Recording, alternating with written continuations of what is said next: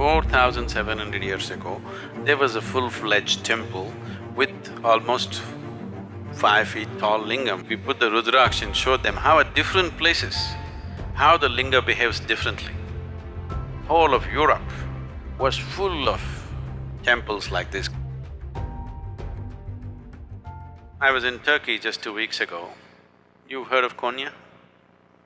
Outside in the garden, so many broken pieces, huge faces, half faces, all kinds of things. Old temples all broken and made foundation stone.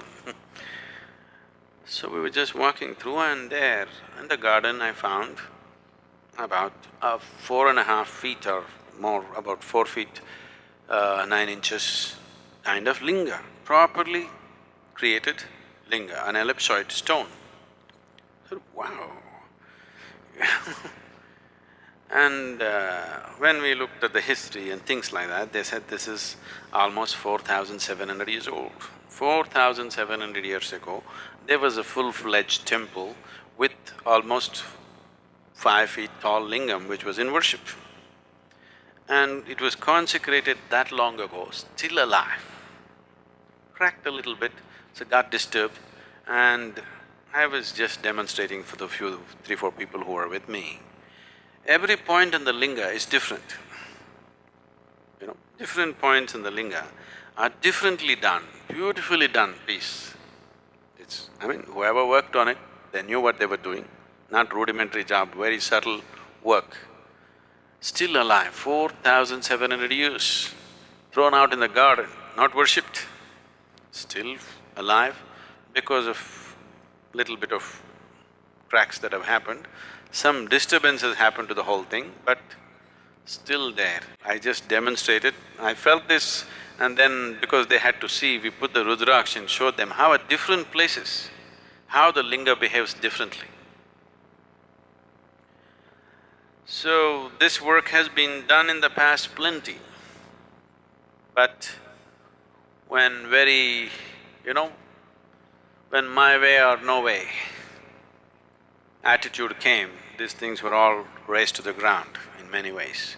Otherwise, whole of Europe was full of temples like this, consecrated spaces like this.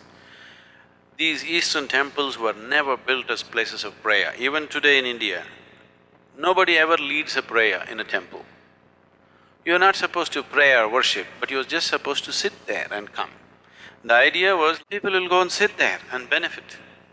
This is how a temple was created. No priest, no prayer. There is a maintenance person who is now calling himself a priest. Certain families were appointed to maintain the sanctity of the place, to keep it going in a certain way. You are just supposed to go there, sit there for some time and come. In South India, this tradition is still alive. In North, it's been disturbed because the brunt of invasions North India took, South India left. The Deccan Plateau was generally left untouched by the outside invaders. So you were just supposed to sit there. Nobody leads a prayer, nobody teaches you a prayer, nobody says you must do this or that. You just sit there and imbibe this, because these are all consecrated spaces. They created many. All these things were razed to ground.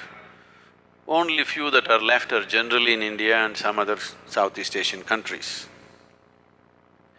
Otherwise, whole of Arabia and Europe were full of consecrated spaces.